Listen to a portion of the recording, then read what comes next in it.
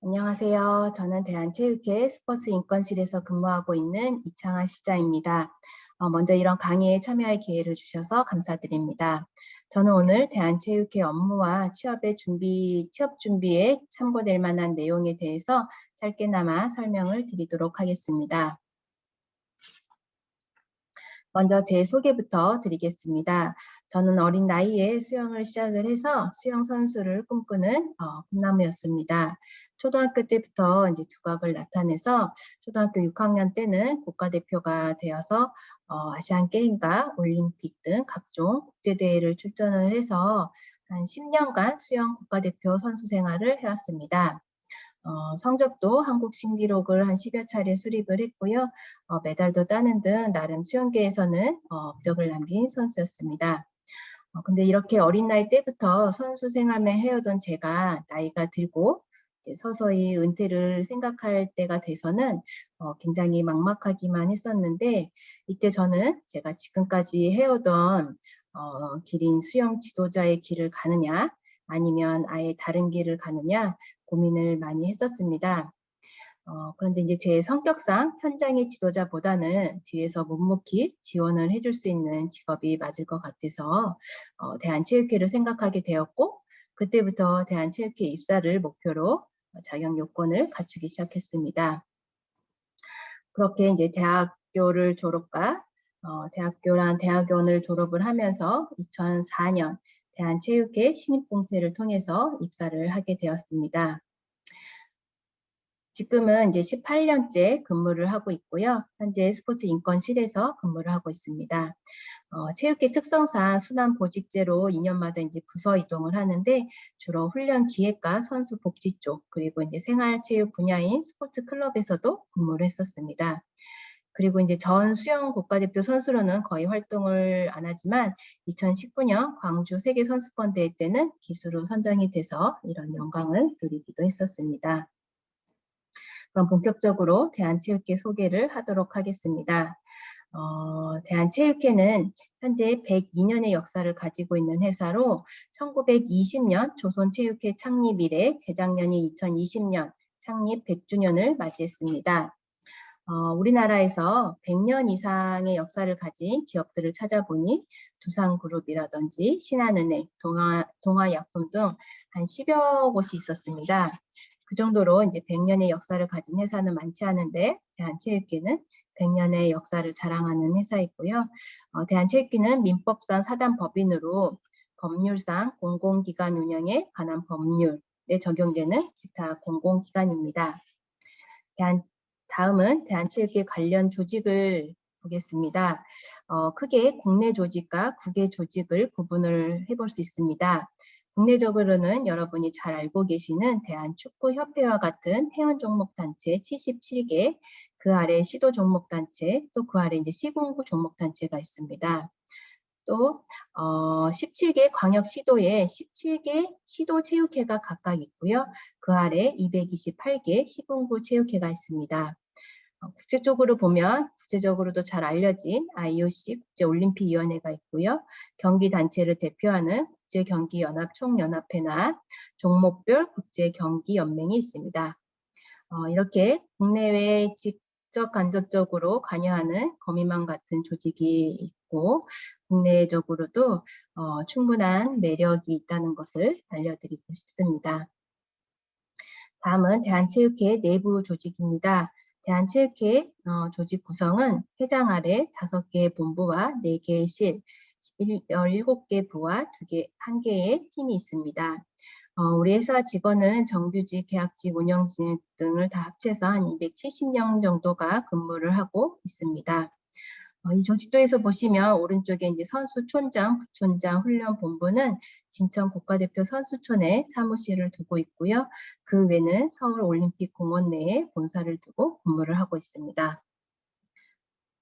다음은 이제 방금 말씀드렸던 국가대표 선수들이 훈련하고 있는 국가대표 선수촌에 대해서 간단하게 소개를 드리겠습니다. 다들 많이 들어보셨을 텐데, 테니스 선수촌은 국가대표 선수들의 요람이고 메커였지만 여러 가지 이유로 충북 진천으로 선수촌을 이전을 하게 됐습니다. 그 첫 번째 이유가 환경적 요인으로 시설이 많이 낙후가 됐고 부지가 협소하고 그럼으로써 이제 훈련 여건이 점점 열악해졌었고요.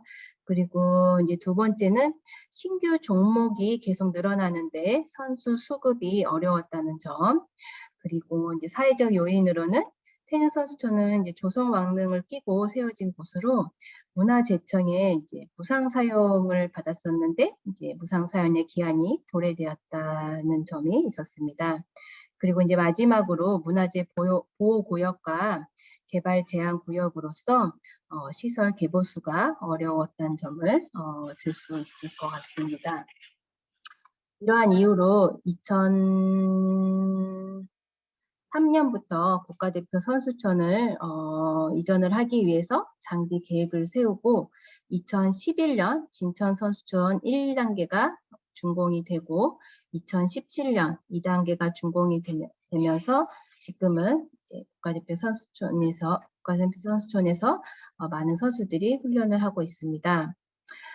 그래서 테는 선수촌에 비해서는 지금 현재 3배 이상의 시설 규모와 수용 인원이 가능하고요. 최첨단 이제 종합훈련 시설로 이제 거듭나면서 정말 세계 최고의 훈련 시설을 갖추었다고 생각하셔도 될 것 같습니다. 다음은 이제 이것은 이제 하늘에서 바라본 국가대표 선수촌입니다. 다음은 취업 준비를 위해서 대한체육회 입시 관련을 해서 좀 설명을 드리겠습니다. 일단 다들 잘 아시겠지만 취업을 준비하실 때는 여러 가지 정보를 찾기 위해서 각종 사이트에 수시로 들어가 보는 것을 추천드리겠습니다. 대한체육회뿐만 아니라 국민체육진흥공단이나 문체부 또는 이제 대한체육회 체육포털을 통해서도 각종 회원 종목 단체 등이 검색이 가능합니다. 다음은 2022년도 대한체육회 신입직원 채용 공고 내용입니다. 대한체육회는 매년 신입직원을 공개 채용으로 뽑고 있습니다.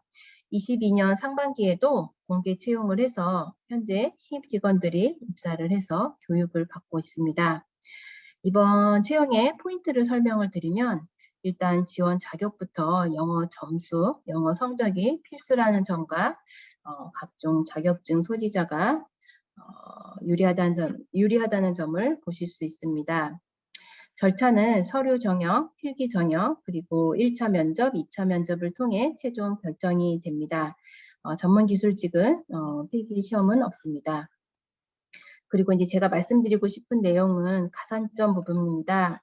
요즘은 다들 아시다시피 정부 정책인 NCS 도입으로 인턴 및 계약직 배점이 10점이나 되고 또 대한체육회라는 회사인 만큼 선수 출신을 우대해서 국가대표 출신한테는 5점, 메달리스트한테는 7점이라는 가산점이 있습니다. 이런 유리한 점을 꼼꼼히 살펴보시면 좋을 것 같습니다. 그리고 대한체육회와 같은 체육 관련 공공기관의 취업을 목표로 하신다면 일단 좀 전에 말씀드렸다시피 인턴과 계약직 등을 통해서 현장 실무 경험을 해보시고 본인의 적성에 맞는지도 검증해 보시면 좋을 것 같습니다. 그리고 가능하시다면 선수 경력이 있으면 좋을 것 같고요. 그 외에 이제 체육 전반에 대한 지속적인 정보력을 체육인과의 교류 등을 통해서 습득을 하시고 앞서 자격의 필수 항목인 어학 능력, 그리고 이제 업무에 필요한 각종 자격증과 그리고 이제 톡톡 튀는 아이디어 등을 가질 수 있는 인재가 되시면 좋을 것 같습니다. 그리고 이제 무엇보다도 우리나라 체육 발전에 기여하고 봉사하는 마음이 있으셔야 될 것 같고요. 더불어 이제 취업에 대한 간절함이 여러분의 취업에 도움이 되시리라 생각이 됩니다. 그리고 이제 마지막으로 대한체육회에서는 선수 경력자의 진로 탐색을 위한 진로 멘토링 프로그램을 운영을 하고 있습니다. 저도 멘토로서 활동을 하고 있는데요. 여러 분야의 진로 상담과 경험을 쌓고 그리고 탐색을 할 수 있는 기회인 만큼 이런 프로그램에도 적극 참여해서 취업에 도움이 되시기를 바라겠습니다. 이상 설명드렸습니다. 감사합니다.